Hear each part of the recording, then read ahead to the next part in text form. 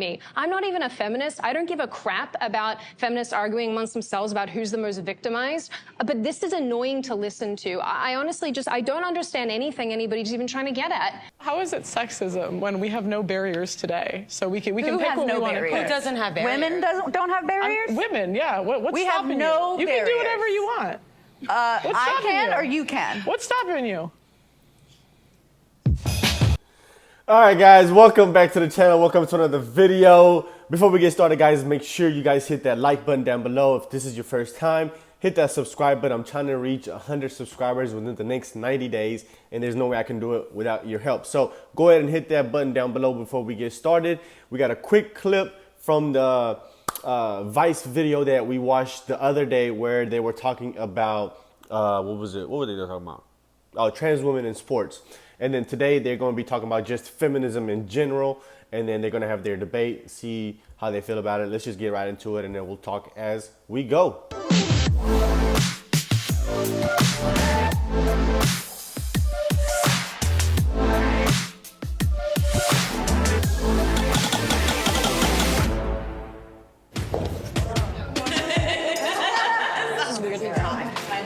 Should we mark this bad boy at all? Oh my goodness. Oh, here we go. Hi, welcome everybody. I'm Liz Landers. I'm Vice News' chief political correspondent, and we are here today to talk about some of the biggest issues dividing women across the country. In other words, we're here to talk about feminism. Dividing women in this country. It's crazy that she had to say that, because you would think that feminism would be something that would be dividing men and women. Now feminism has gotten to a point where it's even dividing themselves amongst themselves. But I thought that was funny, and I wanted to point that out. Let's keep going. First, I just want to say we know we can't represent everybody's views, but we did try our best to bring together a diverse group of women today. In today's polarized world, is feminism dead? I saw your hand. I think that depends on the definition of feminism. Sorry, I'm going to interject one more time. So with the first point that I made, it's also funny that you can kind of see that feminism is now more of a political and ideological debate than it is about equality. Because as simple as, you know, wanting equality amongst men and women is not something that you would disagree amongst each other about. But now it's gone, you know that it's gone further than that. And that's why it's dividing women instead of men and women. Let's keep going. Strongly think that feminism is more of an action than an identity. All right, I promise I won't keep talking as much as I am. Why the hell is a dude answering? Why is a man the first one to answer this question? Why? The fact that he doesn't even have that level of respect to let the women respond shows you that this guy is just so disconnected out of reality that he actually thinks he's a woman and that this is actually truly about him. It's hilarious. It's uplifting all women, in which case it's very alive. At the same time, if we do follow that definition, feminism has splintered off into so many different areas that you can look at people like Sheryl Sandberg who say you should just get another nanny if you feel oppressed. And if we're talking about that kind of feminism, yeah, it's pretty dead. Yeah, I mean, as long as the human race exists, feminism will never be dead. There's something that we're always going to have to strive and work towards to make sure that there's equality. So feminism is not dead. I don't know that it can die. As long as there's power and oppression, there will be people fighting for equity. And until that somehow goes away, feminism is alive and well. I think feminism isn't actually about equality. It's about equality when it benefits us. I think feminism is really about women wanting special privileges and treatment at the expense of men often. And I think it's alive and well, sadly. I think feminism is also alive and well. There are different kinds of feminism, right? Like, that is obvious. And for me, as a womanist, as a Black feminist, right, as someone who's really thinking about human rights, dignity, right, equity, right, as long as that need isn't met, we're still gonna keep fighting. I'd say it's alive and well. I'd say that it's also very nuanced, and I think what it looks like is going to differ depending on where you are in the world. For me, I just see it as a lens, which isn't necessarily antagonistic or protagonistic. It's just a useful tool. Similar to what Pearl just said, I find that a lot of feminist ideology and thought today feels more of like a supremacist movement rather than something that is supposed to be advancing the goals of equality. I don't think that we can really term what's going on as feminism because it looks so different to, I think, the earlier feminist movements. So in that way, I would say it's taken its last breaths of life. It's dying. Yeah, I definitely think it's getting more and more radicalized, for sure. So it's definitely still alive. I think I'll preface and say that I don't know so much about modern Western feminism, and there might be a lot of terms that I don't know, like political jargon and stuff. But I believe in the advancement of women, whoever considers themselves a woman. I think there's a deficiency in society. So it's... And, oh my God. Whoever considers themselves a woman. So, fuck it. For the rest of this conversation, I'm a woman. Let's just keep going. Deeply rooted that feminism has always existed. I think America's a little obsessed with themselves, and it's like always feminism is rooted in America. And like, oh, white women started it. And it's kind of offensive because for thousands of years, women have been dying for their rights. I think as a Black woman specifically, when you talk about feminism, yeah, the mainstream first thing you think about is a certain type of feminism that tends to exclude still, even today, even with intersectional feminism, exclude African-American women. And it's always kind of done that. And also upper middle class white women has predominantly been the face of what we quote unquote consider feminism.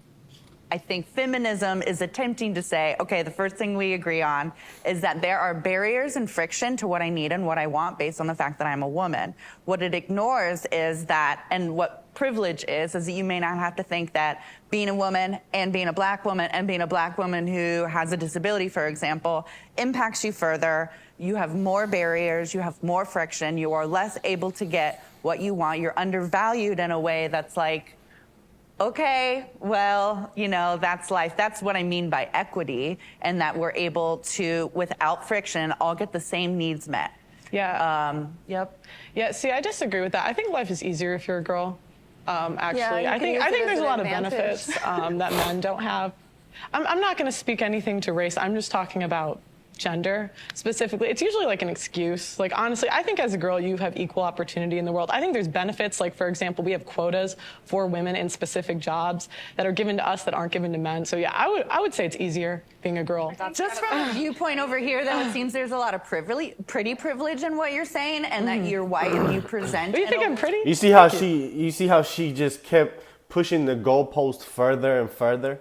She made a clear point when Pearl spoke, saying, I'm just talking about gender, male and female. Then this woman is gonna go into pretty privilege and disability and color, and it's just literally it's a battle to see who's the most oppressed. I call it the oppression Olympics. It is literally just a competition to see who is the most oppressed. I think that you present in a way that beauty standards have accepted. And so they call me how that ugly on the derailed? internet all the time. They be roasting me daily, I swear to God. I don't mean to say I think you're gorge. I just mean that there is a certain value that we give to certain bodies. I mean, let's also dig into why these quotas exist and why these, what you're calling because privileges we want exist. special treatment. No, it's because there have historically and presently in most jobs been fewer women and because of sexism. How is it sexism when we have no barriers today? So we can pick has what no we want to barriers? pick. It doesn't have barriers. Women don't have barriers? Women, yeah. What's We have stopping no you? You can do barriers. whatever you want. I stopping can you? or you can? What's stopping You see, once again, she's looking at herself. As a woman, as a woman. As a You're woman. talking about as a woman. That ignores a lot that I'm a woman with a disability. So there's a lot stopping me that you don't have to think about. Well, as I You don't said have to before, I'm think about. speaking about women. You're speaking for yourself. You're speaking as an able-bodied white woman. I that is understand. white. Presents white. Of course, there's going to be other barriers if you're disabled. I'm sure. Like I'm talking about as a woman. So you're I just would going to agree. ignore White the women pay have it gap. easier. Yes, I would agree. What? You're just going to ignore the pay gap, regulation over bodies. The pay gap has been disproven the and pay debunked gap doesn't endlessly, exist. my friend. It doesn't. That's so funny. It's the industries that women pick. Let's talk about it. There's a pay gap, but it's because women don't want to do the hardest industries. I don't think it's that simple. I think that's an oversimplification. I think the fact of the matter is that women structure their lives differently to men. Men don't give birth. Men don't have to carry pregnancies. Men don't have to be the primary caregiver most of the time. Women also don't hold jobs for as long as men do. They often will stop and start. They'll go back into work. They'll take time off. They'll take part-time jobs. The way that men work and women work are astronomically different. And to try to say that they're comparable is where this issue comes from. They're not comparable. Two things. First of all, let's dig into why they think that they should take these jobs, which is society. You see how she rolled her eyes like, bro, you're a dude sitting there trying to tell me and explain to me how I should feel as a woman. Like, she's telling herself in her head, like, dude, just shut the hell up, please. This is what you call mansplaining. Y'all always want to talk about a man explaining things in a man's way. You got a dude pretending to be you, explaining to you how you should feel. Like, I don't understand how that's not offensive. And then also, actually, Department of Labor, all statistics, at least speaking in the U.S., have found that when compared for the same jobs, there still is a pay gap, particularly when it pertains to race. Because 60% of women have never asked for a raise. So how can you complain about your pay if you don't ask for it? Why are they not asking? What happens when women ask for a raise? I've been wanting to say something, but I want to be respectful. I don't want to interrupt people, and I want to let them finish their thoughts. Jump in, go through the wall. It is a very privileged label, right, to be able to say that you're feminist, right? And I say that because I come from a working class background of Dominican immigrant parents. My mother would not necessarily identify as a feminist. I look to my mother, and I do think of her as a feminist. A lot of my ideas and my empowerment comes from seeing her survive and put food on the table. When I'm thinking about feminism, I'm always thinking about who's not part of the conversation. What are the barriers? How do we think about equity? How do we think about self-empowerment and agency and having a voice, right, and having choice, and thinking about our basic human rights, education, access to health, homes, having bread, having food, and those things are very important, right? And they're at the crux, right, of what a lot of us here know that we need. It's there are the barriers, right, that we constantly ignore that are very much systemic and microaggressive, right? We see them and experience them every day. Like what in the U.S.? So, what? What would you like to know an example of? I know you said, no, you said you that give there's the example. Barriers. I want to know what barriers in the U.S. today as a woman. Well, as a woman or as a woman of color? Let's be specific. As a woman. Don't forget, don't forget. You gotta give her that credit. She's a woman of color. Hey. Woman. Well, no, I can't answer as a woman. I I'm just feel not like your a woman, question is. right?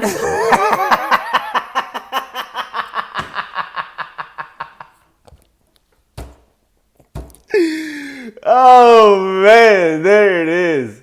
Hostile when you're like, there are no barriers to what I want. Congratulations. That means you have a privilege where you're not facing any friction, and that's showing, and I feel like it's I think as an American, you're very privileged. I'm not ignoring that. We're a basic level of what, the feminist movement is when it comes to just being born a woman, right? Physically, pound for pound, we are born as women and we have less lean muscle mass than men. So there are issues of violence and assault and stuff like that. And so therefore, there are policies, there are things to help women physically, like, for example, I believe being able to carry a firearm and being able to use that safely to defend yourself against men who are born naturally with more muscle mass than a woman. It's funny that she say that. It's gonna kind of derail from this specific topic. She's bringing up this point of men being stronger and bigger, more muscle mass. She never said that when they were talking about transgender women playing in sports and whatever. She never said that. She never brought up that point. She kept her mouth shut when it came to that. But when it benefits her in her argument, she's gonna use that. But when it was something that would have went against the woke narrative, she never brought that up when they were discussing trans sports. I keep hearing the term equity. What would a world that has equity look like? Like, would it be 50% of everyone in the same jobs? Would it be like prison, 50%? That's equality. 50%. Yeah, So what does equity look like? So equity is generally described as a state of fairness because historically a lot of people have been arguing for equality, but what does that give us? Like 0.5 of the 1% being women. This doesn't really do anything for us. And so people have talked about equity instead, which is instead of sameness, it's fairness. And this would mean that we remove systemic barriers to engage in society, not just Like for what? women, but also for everyone. So which barriers? Right. Those Okay, barriers that you so- don't believe in. No, answer the question. What barriers? If she doesn't believe in them, then make your point and change her mind. That's what these debates and conversations are about. So if she sits there and doesn't believe in something that you believe in, that was literally a perfect setup for you to say, well, Pearl, listen, well, these are the barriers, boom, boom, boom, boom, boom, boom, boom. But since you don't have any clear-cut argument, no clear-cut barrier that you can list, you just go into the shaming tactic. Nice. For you to have a bunch of ramps in your life, it doesn't do shit. I need those ramps, right? Can we stick to Right. male versus female? That's Please. my question. So I'm thinking male versus female. But That's my it. feminism includes ability, it includes but my race. question is You for guys women. can talk. Women You can versus men. Like what barriers do we need removed? Because that's my statement. I'm not stating anything else. I'm stating women versus men. It's very silly. So what barrier? Why is I it just silly? wanna- It's question a is fair silly. question. So, yeah, but I'm It's saying, not a fair question. It's how is it not a fair How's question? that not a fair Proving question? the point of what people, especially black women, other people who are anybody who's not white, why we hear feminism and we don't want that label because it means, I'm just gonna say, it means that. Like, it means that What is that? You've already gone to a pinnacle of whatever you think your happiness needs or whatever your survivalist needs are when there are people on lower end who are trying to survive, who are trying to get to a point of what should be normal. Based on what other people have. It sort of sounds like you're saying feminism is not always inclusive then. Right. It's most of the time it's not inclusive. It's more times than not. It's not. So and within the just feminism space, again, there obviously the very basic is male versus female versus, but unfortunately, we've only had one subset of women be the face and voice and the academics and research and everything to be able to say, well, that's the standard we need to be in when there are other people who are still trying to get to some type of normalcy and just living. What is the biggest issue then that feminism faces? I think it's the mindset. Women taking the agency, women taking initiative. I think it's mindset holding them back a lot because if you want to be in a competitive world and compete, you have to have the right mindset. And I think a lot of people blame their lack of confidence or what society tells them for the reason they're not achieving what they need to achieve, when that's not the case. You have to have the mindset of achieving because the men who built the world had the mindset of building it. So the women who want to engage and build that further, they need to have that same mindset. I don't think we do. I think that's like assuming that we all want to be capitalist babies. Right. I think that men are not well adjusted in the society and women are not trying to re-embody what they have built for us.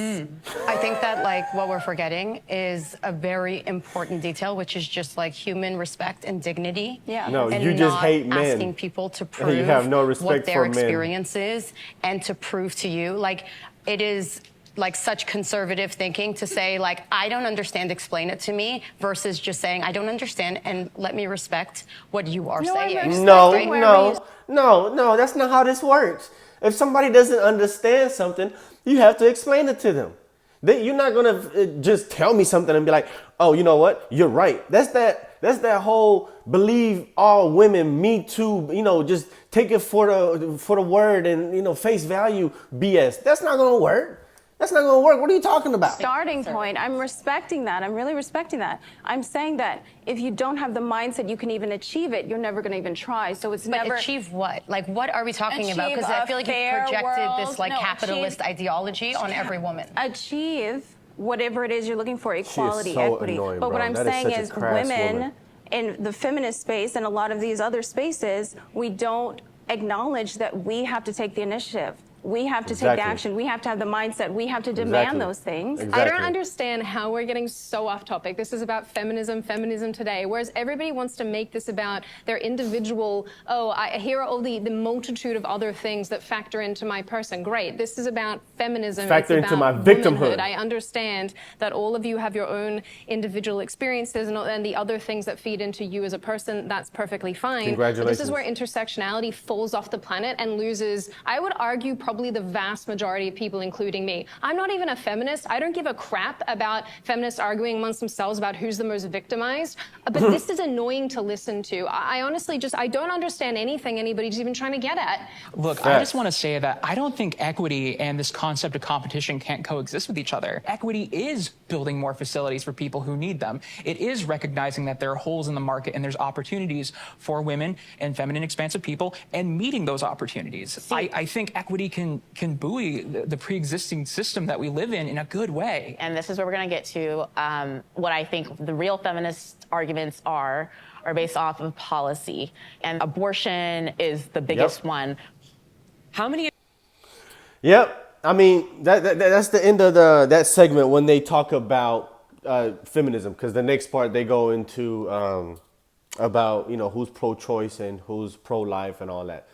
But, I mean, let me know what you guys think. I mean, was this a productive conversation?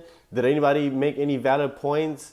Let me know what you think, because, I mean, sometimes these conversations literally are annoying to listen to because exactly what Sydney just said at the end, and everybody's just comparing their oppression.